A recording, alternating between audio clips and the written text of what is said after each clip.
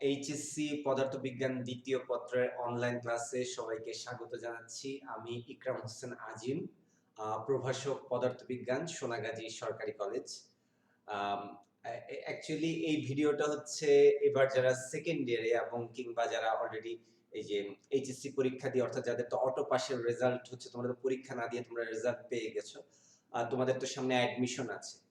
তো অ্যাকচুয়ালি এই যে তোমাদেরও কাজে আসবে, অ্যাডমিশনেও কাজে আসবে, পাশাপাশি যারা হচ্ছে এইচএসসি সেকেন্ড ইয়ার অর্থাৎ দ্বিতীয় বর্ষের পরীক্ষার্থী তাদের জন্য মূলত এই ভিডিওটি।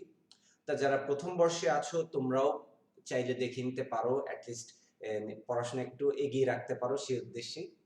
তো যাই হোক, আমি কথা বাড়াবো না, যেহেতু এটা রেকর্ডেড ভিডিও। সুবিধা হতো নর্মালি হচ্ছে লাইভ ক্লাস হলে তাহলে একটু ডিটেলস বা খুঁটিনাটি পড়ানো যেত, কিন্তু রেকর্ডেড ভিডিও দিচ্ছি যেহেতু, তাহলে আমি সংক্ষেপে আলোচনা করব। অ্যাকচুয়ালি হচ্ছে ফিজিক্স সেকেন্ড পেপারের লাস্টের আগের অধ্যায়, যেটা হচ্ছে যে সেমিকন্ডাক্টর ও ইলেকট্রনিক্স। সেমিকন্ডাক্টর ও ইলেকট্রনিক্স এই অধ্যায়টা আমি শুরু করব। সংক্ষেপে মোটামুটি আমি রেকর্ডেড ভিডিওতে আলোচনা করব, কিন্তু তোমাদের কাছে আমি একটু প্রশ্ন রাখবো যে তোমরা যদি এই কলেজ যেহেতু সামনে 30শে মার্চের পরেই খুলে দিবে, তার আগ পর্যন্ত যদি দুই একটা live class, Facebook live class যদি করতে পারো তাহলে খুব সুবিধা হয়। তাহলে টানা 1 ঘন্টার একটা লাইভ ক্লাস, 1 ঘন্টা বা 1.5 ঘন্টার একটা লাইভ ক্লাস হলে মোটামুটি 2 থেকে 3টা লাইভ ক্লাসে একটা চ্যাপ্টার ম্যাক্সিমাম অংশ শেষ করে ফেলা যায়। তো তখন আমি ওরকম খুঁটিনাটি ক্লাস নিব বা ডিটেলস পড়াবো, অথবা হচ্ছে যখন পরবর্তীতে অফলাইন ক্লাসে আমরা ডিটেলস পড়াশোনা করতে পারবো। তা রেকর্ডেড ভিডিওতে আমি জাস্ট সংক্ষেপে আলোচনা করতেছি। তা যেহেতু এই চ্যাপ্টারটা হচ্ছে যে সেমিকন্ডাক্টর মানে অর্ধপরিবাহী নিয়ে, তো অ্যাকচুয়ালি এই জন্য এই ভিডিওতে আমি মূলত অর্ধপরিবাহী বা সেমিকন্ডাক্টরের বৈশিষ্ট্য এবং এদের প্রকারভেদ, অর্থাৎ সেমিকন্ডাক্টর কয় ধরনের হইতে পারে, এই ধরনের ব্যাপার স্যাপার এবং সেমিকন্ডাক্টরের প্রপার্টি বা বৈশিষ্ট্যগুলো কি কি, এইগুলা নিয়ে আলোচনা করব। তো দেখো, তোমরা একটু খেয়াল করে দেখো যে আমি এখানে অর্ধপরিবাহী বা সেমিকন্ডাক্টরকে প্রধানত আমি দুইটা ভাগে দেখাইছি, যে একটা হচ্ছে বিশুদ্ধ বা অন্তর্জাত, যেটাকে ইংরেজিতে আমরা বলি হচ্ছে ইন্ট্রিনজিক। ইন্ট্রিনজিক বিশুদ্ধ বা অন্তর্জাত বা ইন্ট্রিনজিক সেমিকন্ডাক্টর। আর আরেকটা হতে পারে অবিশুদ্ধ বা বহির্জাত বা এক্সট্রিনজিক সেমিকন্ডাক্টর। তা এই দুইটা বোঝানোর আগে নরমালি একটা সেমিকন্ডাক্টরের গঠন কেমন, সেমিকন্ডাক্টরের যেহেতু এটার নাম হচ্ছে অর্ধপরিবাহী, তাহলে তার পরিবাহিতা কেমন হবে, এগুলা নিয়ে একটু বলতে চাই। তোমরা নিশ্চয়ই পরিবাহী, অর্ধপরিবাহী এবং অপরিবাহী, বা যেটাকে আমরা অন্তরক বলি। আবারও বলতেছি, পরিবাহিতার উপর ভিত্তি করে পদার্থকে আমরা 3টা ভাগে ভাগ করি। তাপ এবং বিদ্যুৎ সুপরিবাহী, সেটা হচ্ছে পরিবাহী। তাপ এবং বিদ্যুতের অপরিবাহী বা এগুলো পরিবহন করে না একদম, সেটা হচ্ছে কুপরিবাহী বা অপরিবাহী, বা আমরা অন্তরক বলি। আর যাদের পরিবাহিতা পরিবাহীর চেয়ে কম কিন্তু অন্তরকের চেয়ে বেশি, এটাকে আমরা বলি অর্ধপরিবাহী বা সেমিকন্ডাক্টর।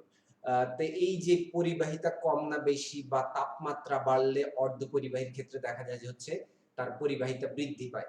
বিভিন্ন বৈশিষ্ট্যগুলো তোমরা পড়তে গেলে পাবা।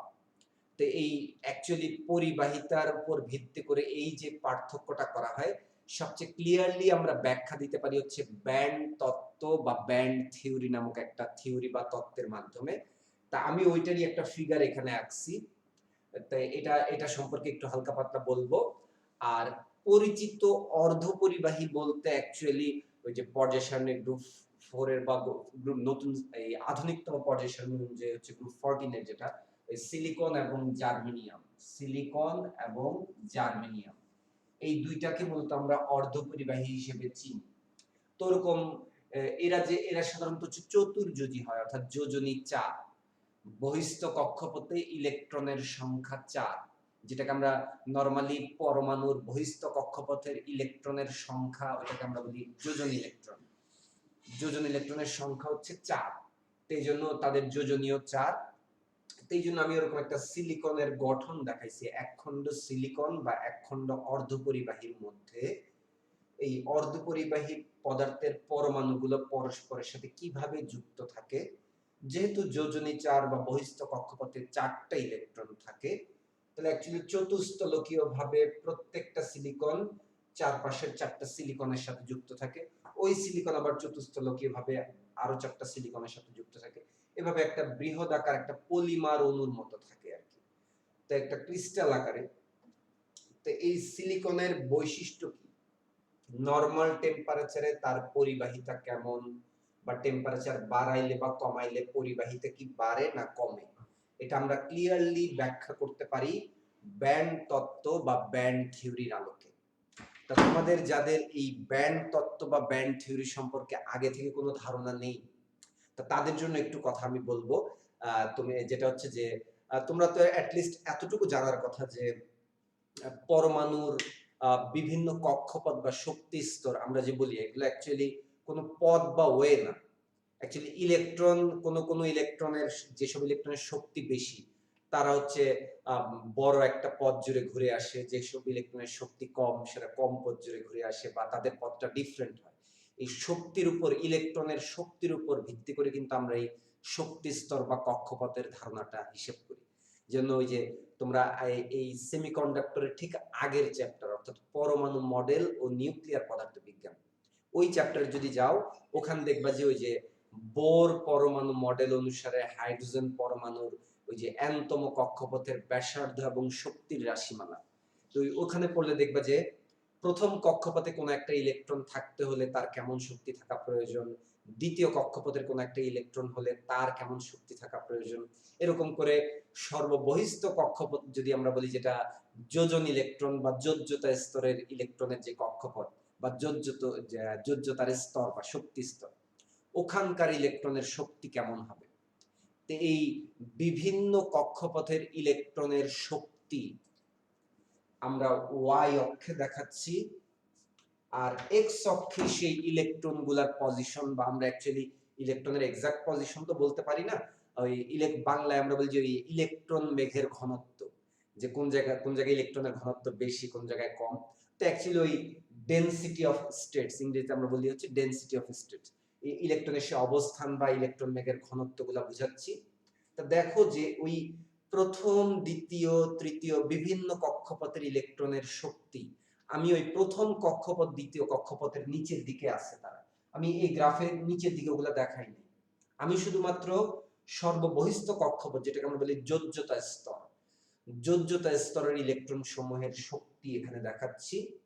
আর এর বেশি শক্তি সম্পন্ন যদি কোনো ইলেকট্রন থাকে, অর্থাৎ যোজ্যতা স্তরের ইলেকট্রনের শক্তি তো নরমালি সবচেয়ে বেশি থাকার কথা সর্ববহিস্থ কক্ষপথ যেহেতু, কিন্তু তার থেকেও বেশি শক্তি সম্পন্ন ইলেকট্রন থাকে, সেগুলো হচ্ছে মুক্ত ইলেকট্রন।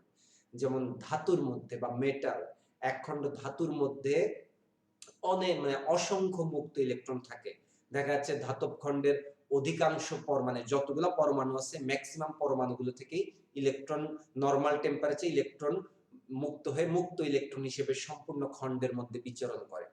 তো এই অর্ধপরিবাহী পদার্থের মধ্যেও সেম ঘটনা ঘটে, কিন্তু পরিবাহীর মতো এত মুক্ত ইলেকট্রন অর্ধপরিবাহী পদার্থের মধ্যে পাওয়া যায় না, যার কারণে তার পরিবাহিতাটাও কি অর্ধপরিবাহী, পরিবাহী থেকে অ্যাকচুয়ালি কম। তো এইখানে অ্যাকচুয়ালি যেই চিত্রটা আঁকা হয়েছে, এখানে একটু খেয়াল রাখার বিষয় যে প্রথম কক্ষপথের ইলেকট্রনের শক্তি তোমরা যদি খেয়াল করে থাকো আগের চ্যাপ্টারে, যে ওইটা অ্যাকচুয়ালি -13.6 ইলেকট্রন ভোল্ট শক্তির একক নরমালি আমরা জুলে হিসাব করি, কিন্তু এই মডার্ন ফিজিক্স বা এই আণবিক বা পারমাণবিক হিসাব নিকাশ যে ক্ষুদ্র কণিকার শক্তি, ইলেকট্রন প্রোটন বা এদের শক্তি, বা হচ্ছে বিভিন্ন নিউক্লিয় বিক্রিয়ার শক্তি, এগুলোতে আমরা ইলেকট্রন ভোল্ট একক ব্যবহার করি। এই ইলেকট্রন ভোল্ট অ্যাকচুয়ালি শক্তির একক। 1 ইলেকট্রন ভোল্ট সমান হচ্ছে 1.6 × 10⁻⁹ জুল। তা ওই প্রথম কক্ষপথের কোন একটা ইলেকট্রন যদি আমরা নেই, যে কোনো পরমাণুর প্রথম কক্ষপথের একটা যদি ইলেকট্রন নেই, সেই ইলেকট্রনের শক্তি সাধারণত -13.6 হয় সাধারণত। কথাটা কেন বললাম, যে ওই নরমালি তো এক খণ্ড কোন একটা পদার্থ নিলাম, ওই পদার্থের কোটি কোটি পরমাণু আছে, যেমন এই মার্কারের এক টুকরা, কোটি কোটি পরমাণু আছে, প্রত্যেকটা পরমাণুরই প্রথম কক্ষপথে ইলেকট্রন আছে। প্রত্যেকটা ইলেকট্রনের শক্তি যে -13.6 ইলেকট্রন ভোল্ট অর্থাৎ এক্সাক্ট -13.6 হবে তা কিন্তু না। যদি এরকম হইতো যে ওই কোটি কোটি পরমাণু প্রত্যেকটাকেই বিচ্ছিন্নভাবে কোন জায়গায় রাখতে পারতাম যেটার আশেপাশে অন্য কোনো পরমাণু নাই বা কিছুই নাই, বিচ্ছিন্ন অবস্থায় যে কোনো পরমাণুরই প্রথম কক্ষপথের প্রতিটি ইলেকট্রনের শক্তি -13.6 হবে। কিন্তু যখন তারা যুক্ত অবস্থায় থাকবে কোনো একটা খণ্ডের মধ্যে, তাহলে আশেপাশে তো অন্য পরমাণুও থাকবে, তাহলে পরমাণুর মধ্যে তো আন্তঃআণবিক আকর্ষণ বা বিকর্ষণ থাকে। এই আন্তঃআণবিক আকর্ষণ বা বিকর্ষণের কারণে কিন্তু পরমাণুর মধ্যে স্থিতিশক্তি বা গতিশক্তির সঞ্চার হয় বা যেই এই সমস্ত হিসাব নিকাশগুলো আসে।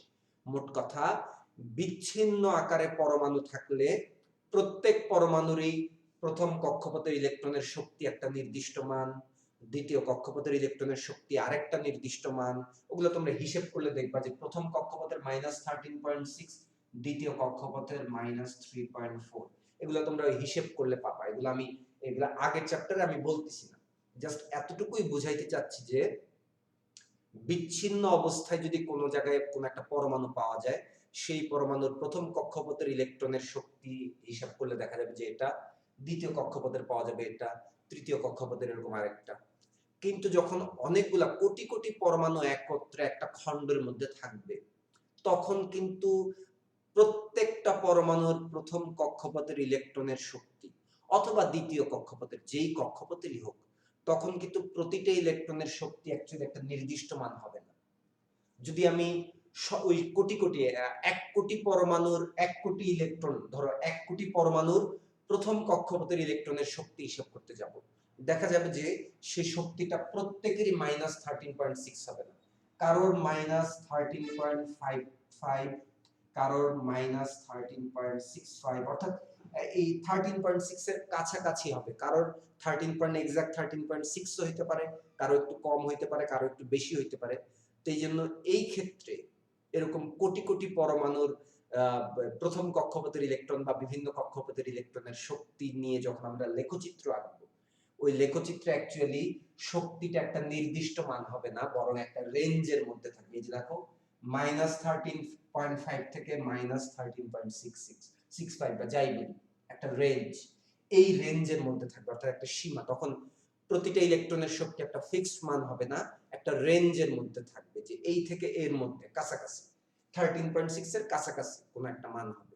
তো এই জন্য দেখা যাচ্ছে যে অ্যাকচুয়ালি শক্তির গ্রাফ আঁকলে কোনো সরল রেখা পাই না, বরং একটা রেঞ্জ মানে কি একটা ব্যান্ড বা পট্টি পাই। ব্যান্ড বা পট্টি, এটাকে আমরা বলি রেঞ্জ বা এনার্জি ব্যান্ড। যার কারণে প্রথম কক্ষপথের ইলেকট্রনের শক্তি একটা নির্দিষ্ট রেঞ্জের মধ্যে হবে, দ্বিতীয় কক্ষপথের একটা নির্দিষ্ট রেঞ্জের মধ্যে হবে, তৃতীয় কক্ষপথের আরেকটা রেঞ্জের হবে। তো এইভাবে আমরা যখন সর্ববহিস্থ কক্ষপথের ইলেকট্রনের শক্তির রেঞ্জ, শক্তির সীমা, ওইটা দেখা যাবে, আমরা ওইটার নাম দিব হচ্ছে যোজন ব্যান্ড। কারণ মানে যোজন ইলেকট্রনের শক্তির রেঞ্জ, সর্ববহিস্থ কক্ষপথের ইলেকট্রনকে তো আমরা যোজন ইলেকট্রন হিসেবে চিনি, এবং সেই যোজন ইলেকট্রন সমূহের শক্তি তো সবগুলা যোজন ইলেকট্রনের শক্তি তো আর সেম হবে না।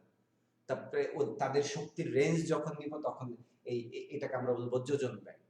আর এই যোজন ইলেকট্রনের থেকেও বেশি শক্তি সম্পন্ন যদি ইলেকট্রন থাকে, তাহলে সেগুলোকে আমরা বলবো মুক্ত ইলেকট্রন বা পরিবহনে অংশগ্রহণকারী ইলেকট্রন। তাদের শক্তি আরেকটু বেশি থাকে, তাদের শক্তির রেঞ্জ তাহলে যোজন ব্যান্ডের চেয়ে উপরে থাকবে, ওটার নাম হচ্ছে পরিবহন ব্যান্ড। এইভাবে যোজন ব্যান্ড, পরিবহন ব্যান্ড, তারপরে প্রথম ব্যান্ড, দ্বিতীয় ব্যান্ড, এরকম বিভিন্ন ব্যান্ড আকারে শক্তির এই উপস্থাপনটা, এটা অ্যাকচুয়ালি এনার্জি ব্যান্ড বা শক্তি ব্যান্ডের থিওরি।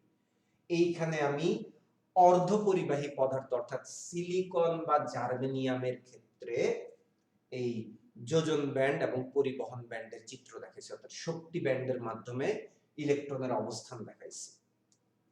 তা নরমাল টেম্পারেচারে যে ঘটনা ঘটে, নরমাল টেম্পারেচারে দেখা যায় যে অর্ধপরিবাহী পদার্থের মধ্যে সামান্য পরিবাহিতা পাওয়া যায়। কেন পাওয়া যায়?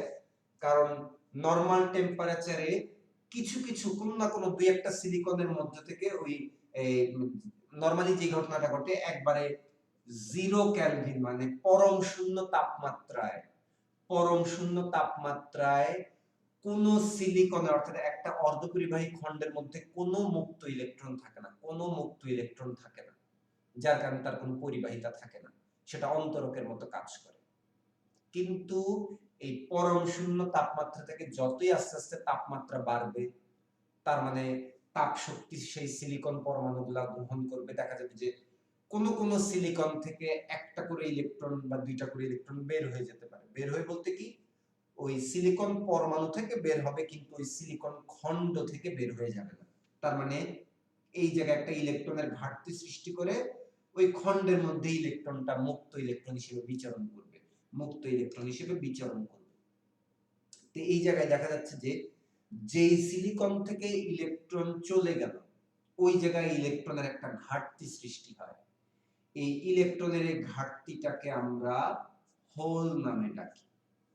যার কারণে বলা হয় যে পরম শূন্য তাপমাত্রা থেকে পরবর্তী যে কোনো তাপমাত্রায় যদি আমরা যাই, অর্ধপরিবাহী পদার্থের মধ্যে দুই একটা করে মুক্ত ইলেকট্রন পাইতে থাকবো, এবং যে কয়টা মুক্ত ইলেকট্রন, কারণ মুক্ত ইলেকট্রন বের হয় বলেই কিন্তু এই হোল সৃষ্টি হয়।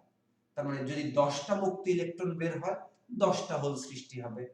এই মুক্ত ইলেকট্রন বা হোল, এগুলোর কারণেই যখনই কোনো আমরা একটা বিদ্যুৎ উৎসের সাথে অর্ধপরিবাহীকে আমরা কানেক্ট করব, এর মধ্য দিয়ে তড়িৎ প্রবাহিত হবে।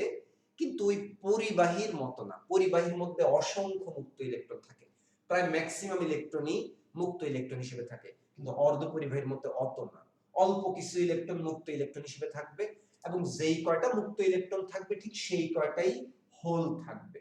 এই জন্য হোল অথবা ইলেকট্রন, হোল বা ইলেকট্রন, এদেরকে বলা হয় আধান বাহক বা চার্জ ক্যারিয়ার, চার্জ ক্যারিয়ার। তোমরা আবার এখানে মনে করো না যে এই যে সিলিকন থেকে ইলেকট্রন বের হয়ে গেছে, তার মানে এই সিলিকন খণ্ডটা চার্জিত হয়েছে, না, খণ্ডটা চার্জিত হয় নাই। কোনোভাবে জাস্ট ওই পরমাণুটার যদি কথা বলি, হ্যাঁ এই পরমাণুর মধ্যে হয়তো চার্জ সৃষ্টি হয়েছে, কারণ ইলেকট্রন বের হয়ে গেছে, কিন্তু এই ইলেকট্রন তো আর এই খণ্ড থেকে বের হয়ে যাচ্ছে না। টোটাল খণ্ডটা অ্যাকচুয়ালি নিউট্রালি থাকবে, টোটাল খণ্ডটা অ্যাকচুয়ালি নিউট্রালি থাকবে। এই জিনিসটা তোমাদের মাথায় রাখতে হবে। তো যাই হোক, আমি ধীরে ধীরে আবার আগের জায়গায় আসি, যে পরম শূন্য তাপমাত্রায় কোনো মুক্ত ইলেকট্রন নাই, কোনো হোল নাই, তার মানে তখন পরিবহনে অংশগ্রহণ করার মতো কোনো ইলেকট্রন নাই। সবগুলো ইলেকট্রনই যোজন ব্যান্ডে আছে, নাহলে নিচের স্তরগুলোতে আছে। এরপর যতই টেম্পারেচার আস্তে আস্তে বাড়বে 0 কেলভিন থেকে, তো কিছু কিছু ইলেকট্রন শক্তি পেয়ে দেখা যাবে যে এই অর্ধপরিবাহী পদার্থের যোজন ইলেকট্রনের শক্তির যেই রেঞ্জ আর মুক্ত ইলেকট্রনের শক্তির রেঞ্জ, মাঝখানের এই পার্থক্যটা খুব কম হয়। এই পার্থক্যটাকে আমরা বলি নিষিদ্ধ ব্যান্ড। নরমালি যোজন ব্যান্ড, এই পরিবহন ব্যান্ড বা দুইটা শক্তি ব্যান্ডের মাঝখানের পার্থক্যটাকে আমরা বলি নিষিদ্ধ ব্যান্ড। এই শক্তি সম্পন্ন কোনো ইলেকট্রন থাকে না, থাকলে তার চেয়ে বেশি থাকবে, নাহলে কম থাকবে। এই জন্য এটাকে বলা হয় নিষিদ্ধ ব্যান্ড। এই নিষিদ্ধ ব্যান্ড বা দুই ব্যান্ডের মধ্যে এনার্জির গ্যাপ, এটা 1.1 ইলেকট্রন ভোল্ট, তুলনামূলক কম। যার কারণে তাপমাত্রা বাড়ালেই দেখা যাবে যে এই যোজন ইলেকট্রনের মধ্যে কিছু কিছু ইলেকট্রন ওই 1.1 ইলেকট্রন ভোল্ট পরিমাণ শক্তি শোষণ করে হয়তো উপরের স্তরে চলে আসবে, উপরের স্তর বলতে মুক্ত ইলেকট্রন হিসেবে চলে আসবে। তো যখনই, তার মানে যে কথা বললাম যে পরম শূন্য তাপমাত্রায় সিলিকন খণ্ড বা জার্মেনিয়াম খণ্ড যাই নেই না কেন, তার মধ্যে কোনো চার্জ ক্যারিয়ার বা আধান বাহক নাই, কোনো মুক্ত ইলেকট্রন নাই, কোনো হোল নাই। তার মানে পরম শূন্য তাপমাত্রা একটা অর্ধপরিবাহী পুরাপুরি অন্তরক হিসেবে কাজ করে। কিন্তু এরপর থেকে যতই তাপমাত্রা বাড়াবো, আস্তে আস্তে যোজন ইলেকট্রন শক্তি পেয়ে মুক্ত ইলেকট্রন অর্থাৎ পরমাণু থেকে বের হয়ে খণ্ডের মধ্যে বিচরণ করবে। তখন আমরা বলবো যে হ্যাঁ, পরিবহনে অংশগ্রহণ করার মতো ইলেকট্রন পাচ্ছি, তখন তারা তাপ এবং বিদ্যুৎ পরিবাহী হবে। কিন্তু পরিবাহীর মতো এত ক্যারিয়ার বা চার্জ ক্যারিয়ার থাকবে না। পরিবাহীর মধ্যে তো প্রায় নরমাল টেম্পারেচার অর্থাৎ সাধারণ তাপমাত্রায় অর্ধপরিবাহীতে খুবই অল্প সংখ্যক হোল ইলেকট্রন থাকে, কিন্তু ধাতব পদার্থের ম্যাক্সিমাম পরমাণুগুলো অ্যাকচুয়ালি মুক্ত ইলেকট্রন হিসেবে থাকে। এই জন্য ধাতব পদার্থ সাধারণত তাপ এবং বিদ্যুৎ সুপরিবাহী হয়। অর্ধপরিবাহী অতটা সুপরিবাহী হয় না। এই তারা যেহেতু সুপরিবাহী হয় না এবং তাপমাত্রা বাড়াইলে তাদের ওই মুক্ত ইলেকট্রনের সংখ্যা বাড়ানো যায়, এবং মজার ব্যাপার হচ্ছে যেই কয়টা মুক্ত ইলেকট্রন ঠিক সেই কয়টাই হোল সৃষ্টি হয়। যার কারণে আমরা বলি যে বিশুদ্ধ বা অন্তর্জাত একখণ্ড বিশুদ্ধ সিলিকন নিলাম, সাধারণ তাপমাত্রায় বিশুদ্ধ সিলিকন বা জার্মেনিয়ামের মধ্যে বা অর্ধপরিবাহীর মধ্যে সমান সংখ্যক হোল ইলেকট্রন থাকে এবং এদের কারণেই কিছুটা পরিবাহিতা থাকে। এবং তাপমাত্রা যত বাড়াবো মুক্ত ইলেকট্রনের সংখ্যা বাড়বে, শক্তি শোষণ করে মুক্ত ইলেকট্রন হিসেবে বিচরণ করবে, যার কারণে তখন পরিবাহিতা আরো বৃদ্ধি পাবে। এজন্য অর্ধপরিবাহীর ক্ষেত্রে আমরা বলি যে তাপমাত্রা বাড়লে এদের পরিবাহিতা বৃদ্ধি পায়। এই যে শুধু তাপমাত্রা বাড়ায় পরিবাহিতা বৃদ্ধি করাটা আমাদের সব সময় খুব বেশি কাজে দিবে না। আমাদের আরেকটা ব্যাপার ঘটাইতে হবে যে পরিবাহিতা, এই অর্ধপরিবাহীর পরিবাহিতা বৃদ্ধির আরেকটা উপায় আছে। আরেকটা উপায় কি, এই পরিবাহী অর্ধপরিবাহী পদার্থের মধ্যে ভেজাল হিসেবে অন্য পরমাণু মিক্স করব। অর্থাৎ একখণ্ড সিলিকন আছে, ওটার মধ্যে আমরা সিলিকন পরমাণু বাদ দিয়ে অন্য কোনো পরমাণু মিক্স করব, তাহলে সেটা তো তাহলে ওই পদার্থের মধ্যে ভেজাল হিসেবে কাজ করবে। তখন এই ভেজাল মেশানো সেমিকন্ডাক্টরকে আমরা বলি হচ্ছে অবিশুদ্ধ বা বহির্জাত বা এক্সট্রিনজিক। তো এই যে এটাই কিন্তু গুরুত্বপূর্ণ সবচেয়ে বেশি, যে ভেজালটা আমরা কেন মিশাচ্ছি। নরমালি একটা সেমিকন্ডাক্টরের পরিবাহিতা থাকে কারণ তার মধ্যে চার্জ ক্যারিয়ার, সমান সংখ্যক ইলেকট্রন এবং সমান সংখ্যক হোল আছে। নরমাল টেম্পারেচার 0 কেলভিন না, সাধারণ তাপমাত্রায়। এরপরে তাপমাত্রা যত বাড়বে পরিবাহিতা তত বাড়বে, কারণ তত বেশি মুক্ত ইলেকট্রন এবং হোলের সংখ্যা বাড়বে। কিন্তু তাপমাত্রা নরমাল টেম্পারেচারে রেখে, অর্থাৎ তাপমাত্রা স্থিরই রেখে দিব নরমাল টেম্পারেচারে, কিন্তু আরেকভাবে পরিবাহিতা বৃদ্ধি করা যায়। এই প্রসেসটার নাম আমরা বলি হচ্ছে ডোপিং। ডোপিং বাংলায় বলে ডোপায়ন বা ভেজাল মেশানো। ডোপায়ন বা ভেজাল মেশানো। এই ভেজালটা কেন মিশাই? পরিবাহিতা বৃদ্ধির জন্য। পরিবাহিতা বৃদ্ধির জন্য কিভাবে পরিবাহিতা বাড়ানো যাইতে পারে? এরা যেহেতু চতুর্যোজী, যোজনী 4 মানে বহিস্থ কক্ষপথে 4টা করে ইলেকট্রন থাকে প্রত্যেকটা সিলিকনে।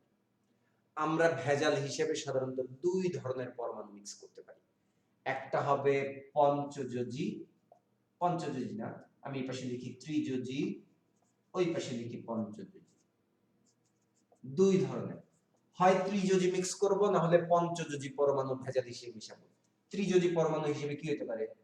অ্যালুমিনিয়াম, তারপরে বোরন, তারপর হচ্ছে এই অ্যান্টিমনি, বোরন, গ্যালিয়াম, ইন্ডিয়াম, এই জিনিসগুলো হতে পারে।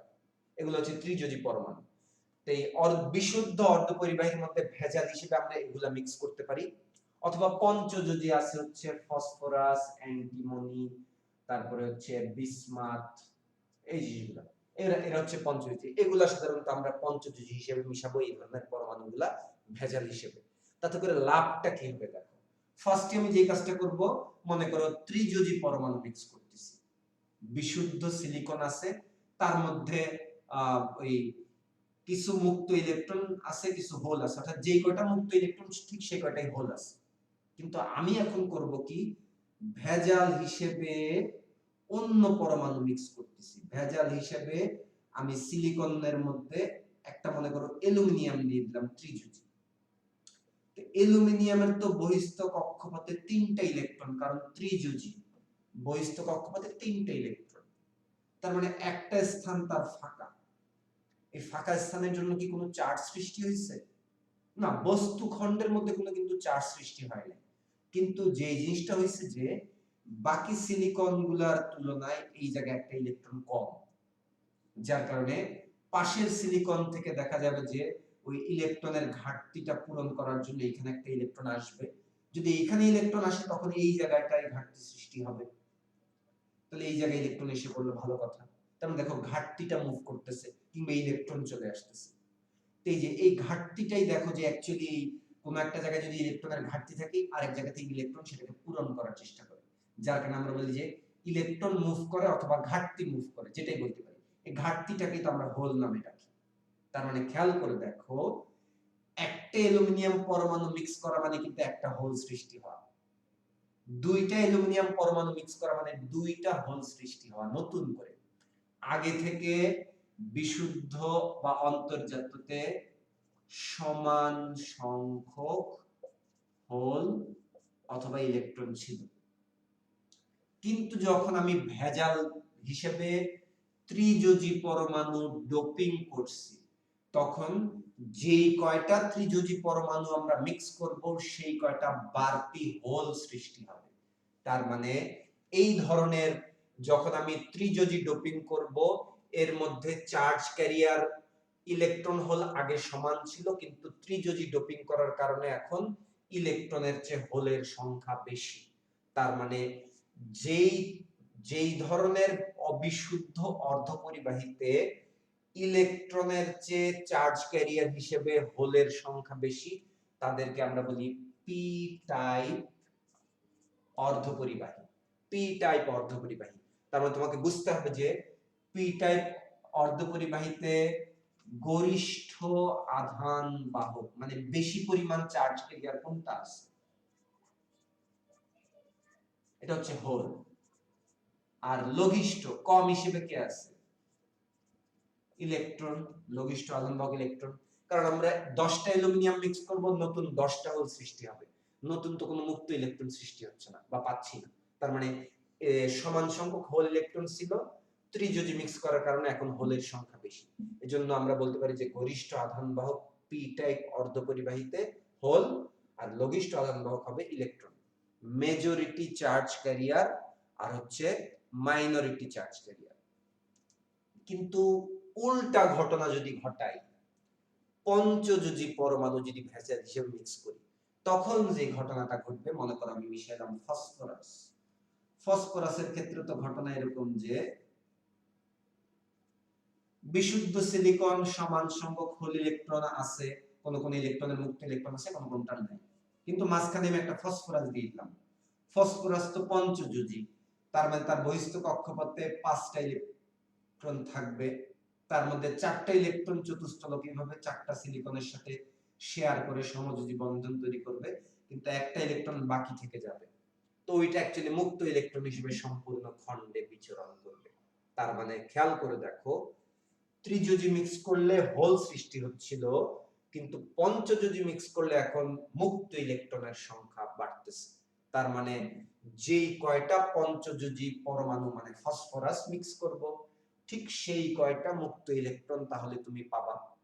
তার মানে আমরা বলতে পারি যে এই বিশুদ্ধ সিলিকন বা জার্মেনিয়ামের সঙ্গে ডোপিং করে আমরা যদি পঞ্চযোজী পরমাণু মিক্স করি, পঞ্চযোজী পরমাণু ডোপিং করি, তাহলে সমান সংখ্যক হোল ইলেকট্রন থেকে এখন ইলেকট্রনের সংখ্যা বেশি হয়ে যাবে। ইলেকট্রনের সংখ্যা অর্থাৎ চার্জ ক্যারিয়ার হিসেবে হোলের চেয়ে ইলেকট্রনের সংখ্যা বেশি, যেই টাইপ অর্ধপরিবাহী ওটার নাম হচ্ছে এন টাইপ। N type. তার মানে এই পি টাইপ এন টাইপ এটাও কিন্তু অর্ধপরিবাহীর প্রকারভেদ, কিন্তু তার আগে প্রকারভেদ কি? আগে বিশুদ্ধ অবিশুদ্ধ। অবিশুদ্ধরই দুইটা প্রকারভেদ হচ্ছে পজিটিভ টাইপ ক্যারিয়ার আর নেগেটিভ টাইপ ক্যারিয়ার। অর্থাৎ হোলকে আমরা পজিটিভ টাইপ আধান বাহক, আধান না কিন্তু হোল কিন্তু কোনো আধান সৃষ্টি করে নাই, আধান বাহক হিসেবে কাজ করবে। এই মুক্ত ইলেকট্রন গুলো কোনো চার্জ সৃষ্টি করে নাই, চার্জ ক্যারিয়ার বা আধান বাহক হিসেবে কাজ করবে। তাহলে ত্রিযোজী মিক্স করলে ইলেকট্রনের চেয়ে হোলের সংখ্যা বেশি, এই ধরনেরটাকে আমরা বলবো পি টাইপ। আর পঞ্চযোজী মিক্স করলে হোলের চেয়ে ইলেকট্রনের সংখ্যা চার্জ ক্যারিয়ার হিসেবে বেশি থাকে, এইজন্য এটাকে আমরা বলবো এন টাইপ। তাহলে এই প্রশ্নটা যদি আসে এমসিকিউতে যে এন টাইপে গরিষ্ঠ আধান বাহক কি হবে? ইলেকট্রন। আর কম থাকবে তাহলে কি? হোল। অর্থাৎ এই পি টাইপ আর এন টাইপে একটা উল্টা। পি টাইপে বেশি থাকবে হোল, কম থাকবে ইলেকট্রন, আর এন টাইপে বেশি থাকবে ইলেকট্রন, কম থাকবে হোল। আর বিশুদ্ধ বা ইন্ট্রিনসিক সেমিকন্ডাক্টরে এক্সাক্ট সমান সংখ্যক হোল ইলেকট্রন থাকবে, তবে কন্ডিশন আছে। 0 কেলভিনের চেয়ে বেশি টেম্পারেচার হইতে হবে। 0 কেলভিনের চেয়ে বেশি টেম্পারেচার হইলেই তাহলে হোল ইলেকট্রন আমরা পাবো। কারণ 0 কেলভিনে তো কোনো মুক্ত ইলেকট্রন থাকে না, অর্থাৎ পরিবহন ব্যান্ড পুরোপুরি ফাঁকা থাকে। যোজন ব্যান্ডটা পূর্ণ থাকে, আংশিক পূর্ণ বা পূর্ণ, কিন্তু পরিবহন ব্যান্ড পুরোপুরি ফাঁকা থাকে, কোনো মুক্ত ইলেকট্রন থাকে না। 0 কেলভিন থেকে পরবর্তীতে যতই টেম্পারেচার বাড়ায় আমরা 273 কেলভিন মানে 0 ডিগ্রি সেলসিয়াস কিংবা নরমাল টেম্পারেচার 25 ডিগ্রি সেলসিয়াসে আসব, তখন অনেক মুক্ত ইলেকট্রন থাকবে এবং যেই কয়টা মুক্ত ইলেকট্রন ঠিক সেই কয়টাই হোল থাকবে। তো এই হলো মোটামুটি অর্ধপরিবাহীর শ্রেণীবিভাগ। তা আমি আজকের রেকর্ডটা আমি এখানে স্টপ করতেছি, এতটুকুই থাক যে তোমাদেরকে জাস্ট আইডিয়া দিলাম যে পি টাইপ অর্ধপরিবাহী এবং এন টাইপ অর্ধপরিবাহী, এবং অর্ধপরিবাহীর মধ্যে আমরা ভেজাল হিসেবে কেন পরমাণু মিক্স করতেছি, পরিবাহিতা বৃদ্ধির জন্য, অর্থাৎ ডোপিংটা করতেছি পরিবাহিতার জন্য। নেক্সট রেকর্ডে আমরা সবচেয়ে ইম্পর্টেন্ট টপিকের মধ্যে ঢুকে যাব, যেটা হচ্ছে পিএন জংশন বা ডায়োড। ওখানে আমরা দেখব যে এক খণ্ড সিলিকন আছে অথবা জার্মেনিয়াম, তার এক পাশে আমরা ত্রিযোজী, অন্য পাশে পঞ্চযোজী ডোপিং করব। তার ফলে এক জায়গায় পি টাইপ, অন্য জায়গায় এন টাইপ, আর মাঝখানে কিছু না কিছু একটা ঘটবে, স্পেশাল কিছু একটা ঘটবে, যেটার জন্য এটাকে বলা হয় পিএন জংশন, বা যেটার আরেক নাম হচ্ছে ডায়োড। বৈদ্যুতিক যন্ত্রে একটা এটা হচ্ছে রেকটিফায়ার বা একমুখী কারক হিসেবে কাজ করে, যেটা আমরা যে ডিসি কারেন্টকে যে এসি করি, অ্যাকচুয়ালি সেখানে ডায়োডের ব্যবহার আছে। এটা আমরা নেক্সট ক্লাসে পড়ব। তো এই পি টাইপ এবং এন টাইপ বোঝা ছাড়া পিএন জংশন বোঝা যাবে না। আর পিএন জংশন না বুঝলে এই যে ডায়োড বা যাই বলি, পরবর্তীতে যে রেকটিফিকেশন বা একমুখীকরণও বুঝবো না, ট্রানজিস্টর তো আরো দূরের ব্যাপার। তাহলে নেক্সট ক্লাসটি হচ্ছে অ্যাকচুয়ালি মোস্ট ইম্পর্টেন্ট। তা তোমরা যারা এই রেকর্ডটা দেখবা বা দেখে থাকবা, পরবর্তীতে তোমাদের উদ্দেশ্যে কিছু কথা হচ্ছে যে, যতটুকু আমি বলছি আমি সংক্ষেপে বলার চেষ্টা করছি। তোমাদের যদি কোনো ডাউট থাকে বা কোনো প্রশ্ন থাকে, একটু কমেন্টে উল্লেখ করো। আর তোমাদের এই মতামতটাও জানাও যে তোমাদের লাইভ ক্লাস করতে কোনো সমস্যা আছে কিনা। যদি লাইভ ক্লাস করতে কোনো সমস্যা না থাকে, তাহলে আমি সপ্তাহে 1 দিন বা 2 দিন 1 ঘন্টা বা 1.5 ঘন্টা করে ফেসবুক লাইভ ক্লাস নিব। তাহলে অন্য চ্যাপ্টারগুলো আমরা দ্রুত স্টার্ট করতে পারবো। ঠিক আছে? তাহলে সবাই ভালো থেকো। আর আর খুব বেশি দেরি হবে না, আমরা খুব দ্রুতই হয়তো কলেজের কার্যক্রম, আমরা অফলাইন কার্যক্রম শুরু করতে পারবো। কারণ সবার মানসিক অবস্থা মানে এক প্রকার, যদি বিশেষ করে তোমাদের কথা যদি বলি, আমরা তো না হলে যারা চাকরিজীবী বা নিজের জীবন কর্মজীবন নিয়ে ব্যস্ত, তারা না কোনো কাজ করতেছি, তোমরা যারা শিক্ষার্থী যারা আছো, তোমাদের জন্য এটা খুবই একটা মানে করুণ একটা সময়। আমি বলবো যে খুবই কষ্টের একটা সময়, যে পড়ার মতো কোনো স্পৃহা বা আগ্রহ কিছুই পাওয়া যাচ্ছে না। এই অনলাইনে পড়াশোনা কি আদৌ সম্ভব? সম্ভব। ঢাকার দিকে কিন্তু অনেকেই পড়াশোনা করতেছে। তোমাদের এই দিকে তোমরা হয়তো একটু পিছিয়ে আছো। এই পিছিয়ে থাকা চলবে না, তোমাদেরকে আগাইতে হবে। এই 1 মাসে দেখো যে যেহেতু কলেজ শুরু হয়ে যাবে, তার আগেই তোমরা নিজেদেরকে একটু গোছানোর চেষ্টা করো, যে গ্যাপ গুলো হয়ে গেছে সেগুলো একটু ফিল আপ করার চেষ্টা করো। আশা করি সবাই ভালো করবা। আর আমরা তো অবশ্যই তোমাদের সাথে থাকবো অলওয়েজ। তাই ইনশাআল্লাহ কলেজে দেখা হবে। সবাই ভালো থেকো। আল্লাহ হাফেজ।